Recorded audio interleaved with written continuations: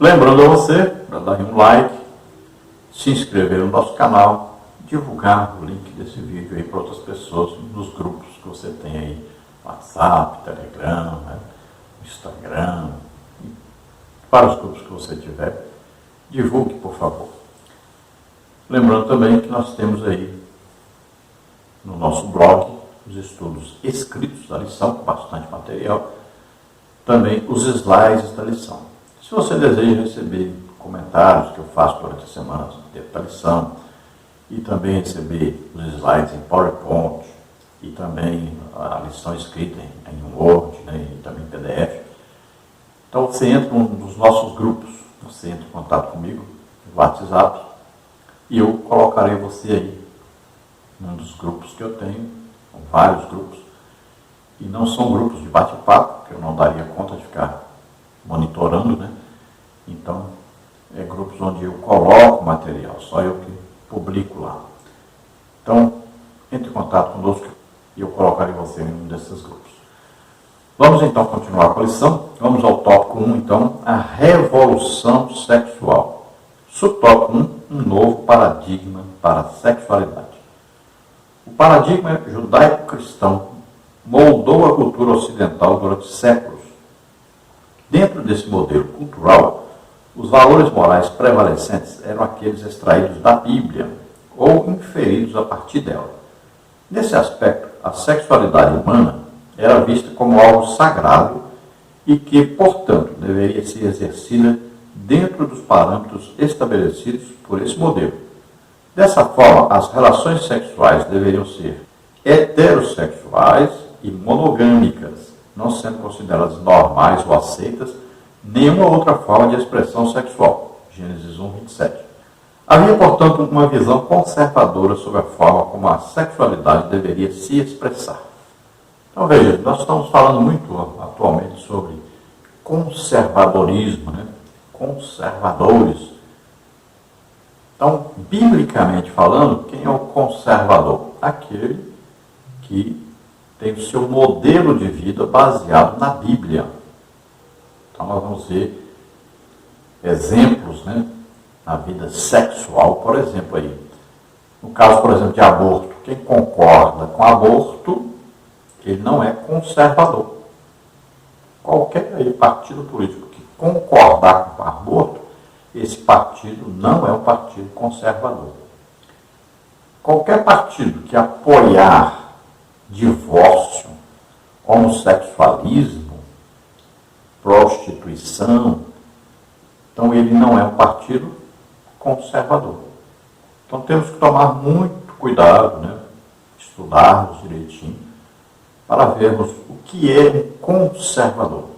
Então, conservador, para nós cristãos, sempre tem que ser aqueles que vivem na prática do que está escrito na Bíblia, que não são contrários ao que está escrito na Bíblia. Temos que tomar cuidado com isso e analisarmos qual vai ser o nosso voto nas eleições. Então, o paradigma, o que é um paradigma? Um modelo, um padrão adotado. Não é? Qual é o padrão de vida adotado? Então, o padrão bíblico. Então, o paradigma, que a gente fala judaico-cristão, por que judaico-cristão? Porque o Antigo Testamento é judaico, né? Não é do tempo dos cristãos que foi escrito. E cristão já é o Novo Testamento, que são os escritos já da igreja. Por isso chamados judaico-cristãos. Não quer dizer que é por causa do povo judeu, mas é o que Deus mandou o povo judeu escrever. Então, Antigo e Novo Testamento. Então, o padrão é o que está registrado em toda a Bíblia. Esse é o padrão. Então, paradigma. Esse deveria ser o paradigma adotado para todos os países. E há um tempo atrás era o paradigma, era o padrão adotado pelos povos, principalmente aqui do Ocidente, né, onde nós vivemos. Mas o que aconteceu? Com o passar do tempo, aí os países começaram, então, a terem os seus representantes representantes, tanto na liderança, por exemplo, um país comunista. Então, o que a liderança mandar é isso que se faz. Então, como esses homens se perverteram sexualmente, então eles permitiram e apoiaram todo tipo de pecado. Os países que são democráticos, o que aconteceu? Também os seus líderes se corromperam, seus políticos, né? E o povo todo acompanhou. Então passou a ser normal práticas imorais sexualmente, que são condenadas pela Bíblia. E cada dia vai piorando mais. Então não passou a ser apenas caso de uma cidade, ou de um estado, ou de um país, mas a confederação. E depois agora o mundo inteiro está entrando nessa normalidade antibíblica, normalidade pecaminosa, que ofende a Deus. Biblicamente, então, a relação sexual é heterossexual, ou seja, sempre entre um homem e uma mulher. Não é mais de um homem nem mais de uma mulher. Só um homem e uma mulher. É monogâmica. Uma relação sexual heterossexual, ou seja, estão falando de homem e mulher, dois sexos diferentes.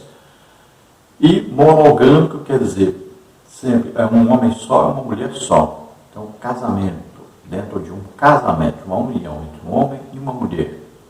E nunca, então, sendo aceita se não for desta maneira.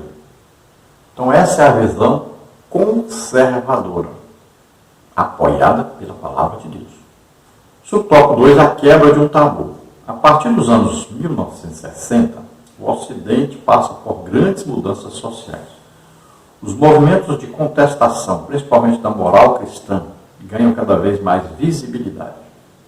Com a chegada da TV, a contracultura chega com muito mais força e de uma forma muito mais presente nos lares.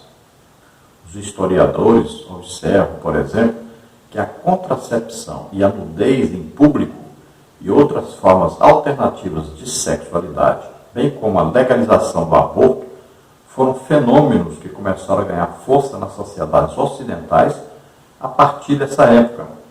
Dessa forma, a sexualidade, conforme defendida pelo cristianismo, passou a ser considerada um tabu a ser quebrado. A partir dos anos 1980, cresce a indústria pornográfica e a relação sexual antes do casamento torna-se uma prática cada vez mais aceita.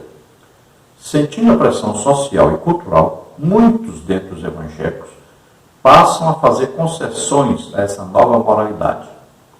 A relação sexual entre pessoas solteiras, o relacionamento extraconjugal e a homossexualidade passam a ser vistos com mais naturalidade. Então, com a chegada da TV, também o cinema, então houve o quê? Uma revolução, porque aqueles que lançaram a TV, os programas de TV, os filmes, eram pessoas pervertidas sexualmente e passaram a incentivar a sociedade. Então, isso não era mais uma coisa escondida, uma coisa proibida. Agora era uma coisa divulgada pela mídia. Aí vem nossa época, o surgimento aí do celular, vem aí jogos, vem aí filmes que a pessoa assiste dentro de casa, como a Netflix, por exemplo, é a principal divulgadora hoje. Praticamente 100% dos filmes que fazem tem lá homossexualidade, tem lá adultérios, prostituições. Então, veja só, são a divulgação, então, da mídia. Isso revolucionou o mundo desde 1960 para cá, com o surgimento, de, por exemplo, bandas de rock, como aí Beatles, Rolling Stones, estão se metidos em drogas, em prostituições e adultérios. E aí surgiram cada dia mais bandas e mais bandas, mudaram a maneira de se vestirem, mudaram aí até a aparência, começaram aí a usar várias coisas como por exemplo, aí os pinces, começaram as tatuagens, né? Aí os cabelos, os homens começaram a usar cabelos compridos, as mulheres começaram a cortar o cabelo bem curto, aí as roupas, houve a mistura, homem usando roupa de mulher, mulher usando roupa de homem. Tudo isso veio influenciando toda a sociedade. E nós vemos hoje o resultado está aí. Essa bagunça, né, generalizada. E a imoralidade foi crescendo cada dia mais. Hoje qualquer criança tem acesso a ver pornografia. Então está lá no seu celular, está no seu computador no quarto, né? Não é mais só a TV, nem só o cinema. Então aí os carnavais expondo a nudez, né, das pessoas em público, que antes havia lei que condenava, prendia a pessoa, né? Que era um atentado ao pudor, e hoje passou a ser uma coisa normal, coisa que até bancos internacionais apoiam colocar a pessoa nua lá dentro, apoiar a pessoa nua aparecer aí, né? Um ambiente até onde havia crianças. Então, a sociedade virou uma coisa tremenda, essas passeatas aí, esses encontros, né, de homossexuais, por exemplo. Veja, as coisas são absurdas, essas pessoas deveriam ser presas. Mas, olha só, a sociedade está aceitando isso, está engolindo aí, e ai de quem falar alguma coisa. Então são coisas absurdas que estão acontecendo. E tudo com permissão e apoio de autoridades. As pessoas vivem como se não houvesse Deus, como se não tivesse um dia que prestar contas a Deus pelo que estão fazendo. Então as pessoas passaram a encarar o cristianismo, passaram a encarar a Bíblia como um tabu. E esse tabu tinha que ser quebrado a qualquer custo. Ao ponto que nós vemos hoje pessoas na política dizendo que tem que destruir a família, que tem que destruir a Bíblia, que tem que acabar com todos os paradigmas cristãos. E aí o que acontece? Muitas igrejas, denominações evangélicas, muitas vezes têm até aceitado essas coisas, muitas vezes até apoiado. Nós temos, por exemplo, nos Estados Unidos, igrejas evangélicas que se dizem evangélicos e estão fazendo casamento de homossexuais. Então, pense bem, como vai ser o futuro? Se hoje já está assim, como é que vai ser no futuro? Então, nossas igrejas no futuro ou vão fazer ou vão ser fechadas. Esse é o rumo. Veja bem. A importância de um voto hoje, né? Porque as leis são feitas por pessoas que estão vivendo a imoralidade sexual, que não respeitam nada que existe na Bíblia. Então, se nós não mudarmos o jeito de votarmos, se nós não incentivarmos a sociedade a votar corretamente, né? Que a pessoa diz, não se deve meter na política. E olha, se você quer um dia se congregar no futuro e ter uma família cristã, que se congrega numa igreja cristã, você precisa assumir a sua posição e votar corretamente em pessoas que querem que a Bíblia governe ainda o mundo, governe a terra, os homens. Então nós temos que tomar cuidado e temos que todos participarmos, porque senão, no futuro, ou nós concordamos, ou nós teremos que congregar às escondidas, nem igreja poderemos abrir mais. É um caso seríssimo e que você deve prestar atenção. Os países comunistas, por exemplo, são os principais perseguidores do Evangelho. Você manda um missionário pregar lá, eles matam. Então tomemos cuidado com o rumo que nós vamos dar aí nas próximas eleições. Tópico 2. As principais distorções da sexualidade sadia. Subtópico 1. A prática da fornicação. No contexto evangélico, o termo fornicação passou a ser entendido como a prática não aceita e reprovável do sexo antes do casamento, realizada por pessoas solteiras.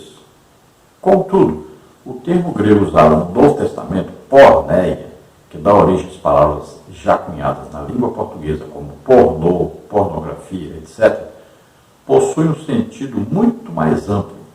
Significa qualquer tipo de ato sexual considerado pecaminoso, incluindo adultério, prostituição, impureza e fornicação.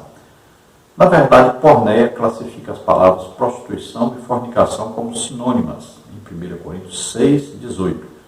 Paulo usa o termo com os sentidos de fornicação e prostituição, considerando como prática pecaminosa e extremamente maléfica para a vida cristã. Então, na Bíblia, quando você encontrar a palavra fornicação, ou prostituição, ou adultério, tudo isso vem da palavra porneia. E na língua portuguesa nós encontramos aí palavras que são derivadas dessa palavra porneia, né? Como se fala assim, o filme pornô. Então, já vem aí a palavra porneia, já sabe que o filme vai fazer aí divulgação de coisas proibidas pela palavra de Deus, práticas pecaminosas, abomináveis diante de Deus, imoralidades sexuais. Aí, pornografia, né? Muito aí divulgado hoje na internet, né? Aí em filmes, e as pessoas estão assistindo casamentos, muitos casamentos têm acabado por isso, né? A pessoa passa a ter prazer em ver pornografia, se masturbar, e aí o casamento acaba. Muitos casamentos têm acabado devido a exatamente isso. Muitos jovens têm acabado com sua vida devido a isso. E famílias inteiras têm se autodestruído devido a essas práticas, não só de prática física, mas também como a pornografia, que é ver, né, assistir a essas coisas. Subtópico 2, adultério. Não é crime, mas é pecado. O adultério já foi considerado crime pela legislação brasileira até a revogação da lei que o regulamentava. Hoje não é considerado mais um crime. Contudo, à luz da Bíblia, não deixou de ser um pecado. A Bíblia Sagrada reprova veementemente a prática do adultério. Quando o rei Davi adulterou com Batseba, o profeta Natã, amando de Deus, condenou de forma dura seu ato pecaminoso, segundo o livro de Samuel 11, de 1 a 5, e 12, 9 e 10. Na literatura sapiencial, especialmente os provérbios, sobejam as advertências contra essa prática. Provérbios 5, 1 a 23, por exemplo. Jesus e seus apóstolos condenaram o adultério. Veja Mateus 5, 31, 32, 1 Coríntios 6, 9. Então veja que o adultério, antes havia lei que condenava a pessoa pelo adultério. A pessoa ia para a cadeia. E se houvesse qualquer coisa aí, se houvesse aí os bens, a pessoa perdia esses bens devido ao adultério. Veja bem que era uma coisa considerada gravíssima. Aí, com o passar do tempo, as pessoas foram se acostumando, principalmente as pessoas mais ricas e as pessoas que viviam na política, passaram a prática desse pecado terrível e conseguiram fazer com que não houvesse mais a lei contra isso. Então ninguém mais é preso por causa do adultério. E daí veio o quê? Surgiram os crimes, né? Por causa do adultério. Porque a pessoa não sofre qualquer pena mais por causa do adultério. Antes havia a lei e a pessoa era até presa por causa disso. Como não existe mais uma condenação, uma punição, aí o que está acontecendo? Vários feminicídios estão acontecendo, porque a pessoa sabe que a pessoa fez e vai ficar impune por causa disso. Então, é preciso retornar à lei, a condenação desses atos pecaminosos, né? Aí se evita esses assassinatos. A pessoa não pode matar, tirar a vida. Só Deus pode tirar a vida de alguém. Ninguém pode matar outra pessoa, ninguém pode tirar a vida de alguém. Só Deus. Deus deu a vida e só Ele pode tirar. Então a Bíblia, a palavra de Deus, condena o adultério. E veja que quando Davi adulterou, por exemplo, com Batseba, foi dito claramente que Deus não concordava com o adultério. Veja aí, segundo livro de Samuel, capítulo 11.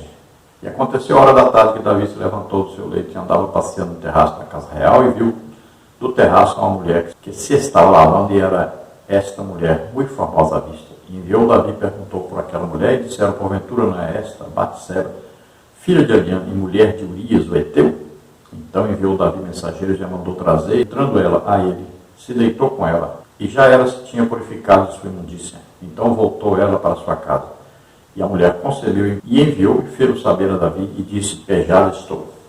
Agora 12, 9 e 10.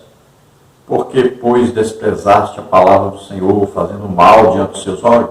A Urias o Heteu feriste a espada, e a sua mulher tomaste por tua mulher, e a ele mataste com a espada dos filhos de Amon.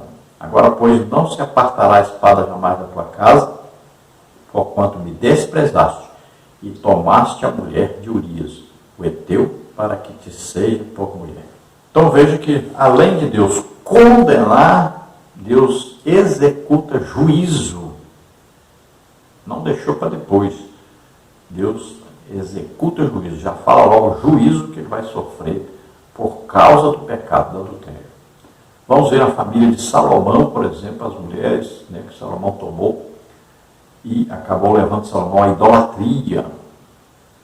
E veja que Salomão teve um filho que também entrou para a idolatria, um filho também que não respeitou a palavra de Deus, e o reino de Israel foi rasgado, foi tomado.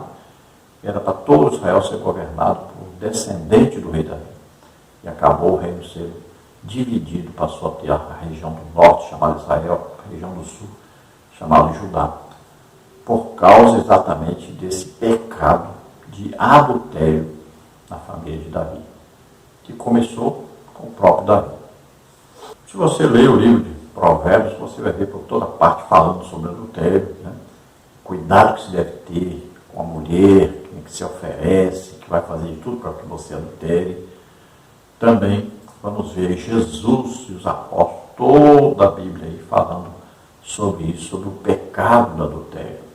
E a própria lei dada por Deus, né? Até não adulterarás. 1 Coríntios 6,10 diz aí, olha: não erreis nem os devassos, nem os idólatras, nem os adúlteros, nem os efeminados, nem os sodomitas, nem os ladrões, nem os avarentos, nem os bêbados, nem os maldizentes, nem os roubadores herdarão o reino de Deus. Então ele fala da devassidão, né? Essa imoralidade, andar nu por aí, né? De fazer toda coisa errada e mostrando o corpo para todo lado. A idolatria, que é a adoração a imagens, ou ao dinheiro, ou a algum objeto, ou a alguma pessoa. Aí fala dos adúlteros, então aquele que é casado, né, e tem sexo com outra pessoa fora do casamento. Aí fala dos efeminados, né, que é a parte ali, é aquela pessoa homossexual que assume o papel feminino na relação sexual, homem com homem ou mulher com mulher. Então, efeminados aí. Aí fala de sodomitas. Veja bem que Sodoma e Gomorra, assim como no tempo lá de Noé, também Sodoma e Gomorra, haviam pessoas que viviam na prática, então, homossexual, principalmente aí homens com homens. Então, são sodomitas. Quando fala a palavra sodomia, a pessoa já sabe que é homossexualidade. Vemos lá rapazes escandalosos, né? Lá no Antigo Testamento, que foram mortos por causa disso. E no tempo lá do rei Asa, por exemplo, você pode ver sobre isso. Veja o primeiro livro de Reis 15, 12, por exemplo, diz assim: porque tirou da terra os rapazes escandalosos, tirou todos os ídolos que seus pais fizeram. 1 de Reis 22, 47, também desterrou da terra o resto dos rapazes escandalosos que ficaram dos dias de Asa, seu pai. 1 de Reis 14, 24, havia também rapazes escandalosos na terra, fizeram conforme todas as abominações das nações que o Senhor tinha expulsado diante dos filhos de Israel.